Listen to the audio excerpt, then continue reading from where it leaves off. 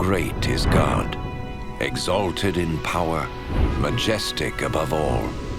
The heavens tell of his greatness. The skies display his awesome craftsmanship.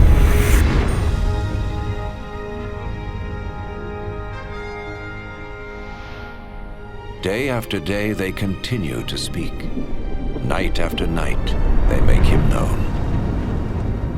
In creating the heavens, God also created the earth and formed man from the dust of the ground and breathed into his nostrils the breath of life.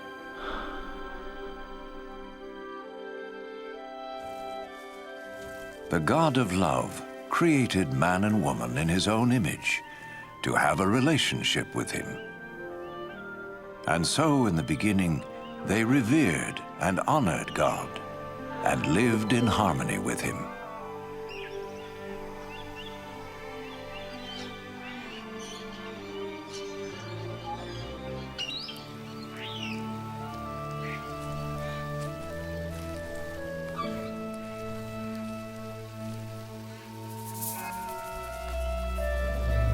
This continued until one day, Satan tempted the woman to eat the forbidden fruit, and she gave it to the man, who also ate.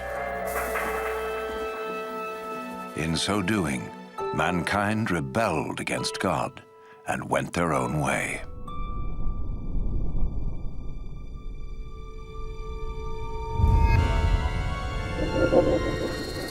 As a result of this sin, mankind was separated from God and was thrown out of the Garden of Eden. But God still loved mankind.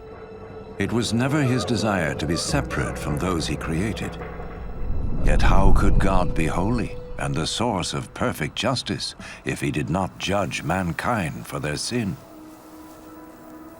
In his holy book, God reveals his plan to save the world from his judgment. One of the first to see this plan unfold was Abraham.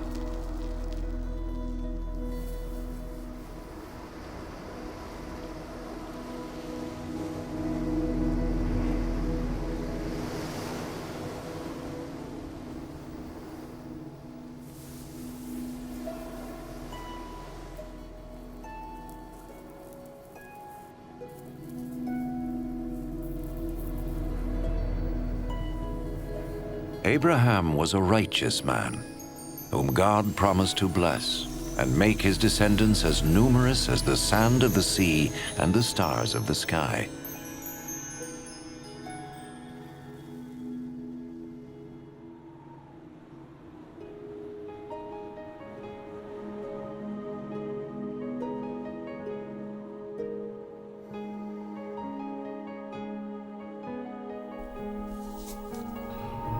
To test his obedience, God told Abraham to sacrifice his son as an offering to him. Abraham trusted God and sought to obey him.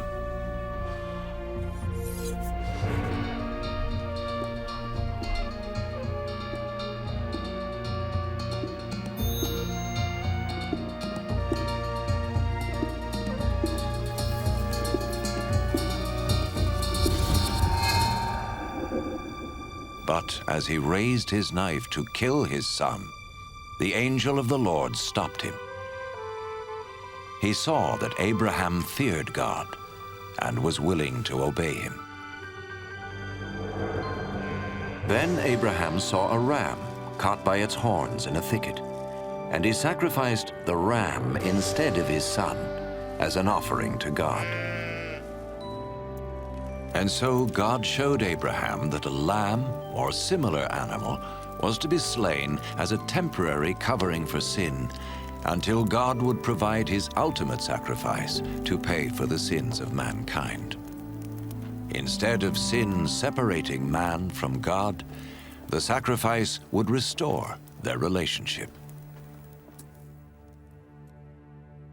The Holy Scriptures speak of one who was to come and be the ultimate sacrifice for the sins of the world, As the ram took the place of Abraham's son, so this one who would come would take man's place, so he could be forgiven. Some refer to this person as the Messiah, the one who would come and reconcile the world back to God once and for all.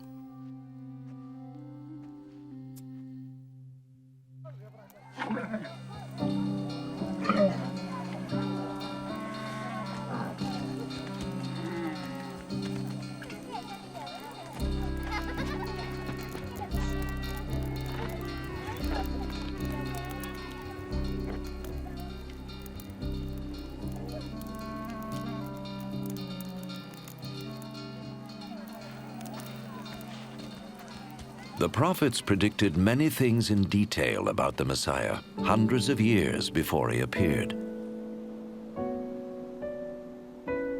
The prophet Isaiah foretold that his birth was to be a miraculous one. A virgin would conceive a child who was to be called the Son of God.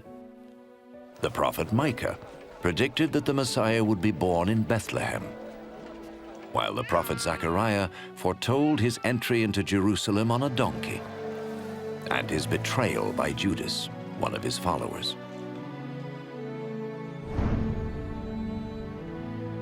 Isaiah prophesied what the Messiah would do when he came.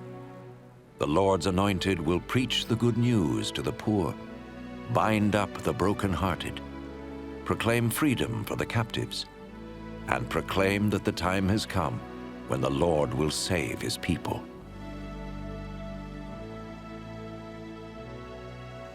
So who was the Messiah?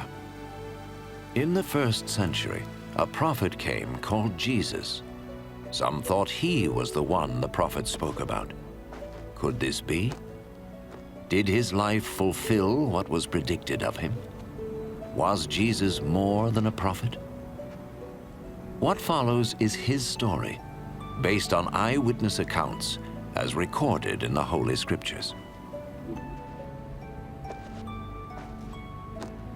An actor plays the part of Jesus, and though no actor is worthy of such a role, it has been done so that we may understand and benefit from the life of Jesus.